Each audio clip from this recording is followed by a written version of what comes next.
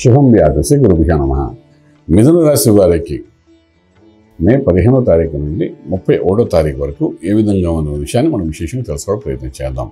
మిథున రాశి వారికి గురుడు యొక్క ప్రవేశము ఒక యోగం అని చెప్పచ్చు. రాశిలోకి గురుడు వస్తున్నాడు కాబట్టి ఇక మంచి కార్యక్రమాలు జరగడము, శుభమైన ఫలితాలు ఇవ్వడానికి ఆరంభం జరుగుతుంది. సో అందులో భాగంగా ఆర్థిక వ్యవస్థకు వచ్చినప్పుడు ఉద్యోగరీత్యా మీరు చేసే ప్రయత్నాల్లో ఇప్పుడు చేసిన ప్రయత్నానికి ఇప్పుడు ఫలితం ఇచ్చే అవకాశం కూడా ఉంటుంది. మీరు సడన్గా అనుకుంటే ఇది ఎప్పుడు అప్లై చేస్తానో మీకే తెలియదు అంటాం. అటువంటి వాటిలో కూడా కొంత రిజల్ట్ వచ్చే అవకాశం బాగా కనబడుతుంది. అంచేత ఏ అవకాశం వచ్చినా వదలకుండా సద్వినియోగపరచుకోవడం ప్రయత్నం చేసుకోండి. ఇది ఒక విశేషమైన స్థితి అని చెప్పచ్చు. అలాగే మిథున రాశి వారికి ఎలాగైతే ఉద్యోగ రీత్యా కొంచెం డెవలప్మెంట్ కనబడుతుందో, వ్యాపార రీత్యా కూడా ఫుడ్ ఇండస్ట్రీ అనుకోండి, ఫార్మా ఇండస్ట్రీ అనుకోండి, డిజిటల్ మార్కెటింగ్ అనుకోండి, అగ్రికల్చర్, ఆర్గానిక్ ఇండస్ట్రీ అనుకోండి, ఫిల్మ్ ఇండస్ట్రీ తీసుకోండి, రకరకాల అన్ని రకాల వ్యాపారాలు కూడా మిథున రాశి వాళ్ళు చేసే అవకాశం ఉంటుంది. కాబట్టి ఏ వ్యాపారం అయినప్పటికీ కూడా అందులో సడన్గా ఒక హైకు, అందులో జరుగుతూ కొన్ని మిస్టేక్స్ ఐడెంటిఫై జరగడము, దాన్ని కరెక్షన్ చేసుకుంటూ ముందుకు వెళ్ళడం చేసే ప్రయత్నం సక్సెస్ఫుల్ అవ్వడం, ఇలా రకరకాలుగా ఒక పాజిటివ్ ఎనర్జీ వచ్చినట్టుగా ఒక కంఫర్ట్ జోన్లో మీరు ఉన్నట్టుగా అనిపిస్తుంది ఈ 15 రోజుల్లోని.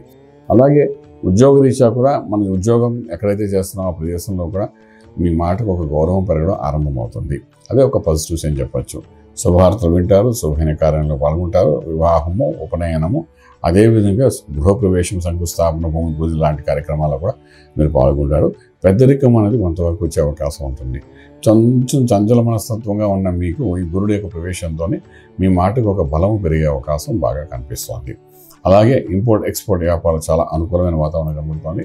విశేషంగా మనం చెప్పుకోవడానికి ఏంటంటే ఇక్కడ విదేశాలకు వెళ్ళి చదువుకోవడం కొన్ని విద్యార్థులకు ఇప్పుడు శ్రీకారం చుడితే బాగుంటుంది.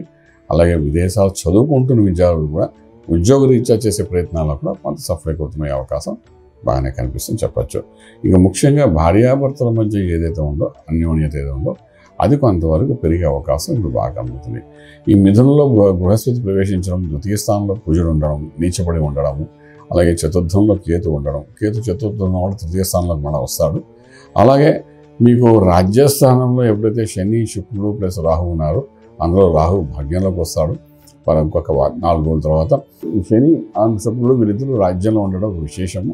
సో అటువంటి ఉద్యోగ రీత్యా చిన్న డెవలప్మెంట్స్, చిన్న హ్యాక్స్ ఇవన్నీ కూడా జరిగే అవకాశాలు బాగా కనబడుతున్నాయి. ఏదైనప్పటికీ ఈ మిథున రాశి వారికి ఈ గురువు యొక్క ఎంట్రీ అనేది మీ రాశిలోకి ఒక పాజిటివ్ సిగ్నిఫికెన్స్ అని చెప్పడానికి అవకాశం ఉంటుంది. అలాగే ఫిల్మ్ ఇండస్ట్రీలో కానీ, ఫార్మా ఇండస్ట్రీలో వాళ్ళు కానీ కొత్త ప్రయత్నాలు ఏమైనా చేయాలంటే కూడా శ్రీకారం చుట్టూ వచ్చి ఏం రావలేదు. ఇంకా ఆరోగ్య విషయానికి వచ్చినప్పుడు ఏంటంటే మిథున రాశి వారికి విశేషమైన అనారోగ్య స్థితి గురించి మనం ఏం మాట్లాడక్కలే, అటువంటివి కనిపించట్లేదు.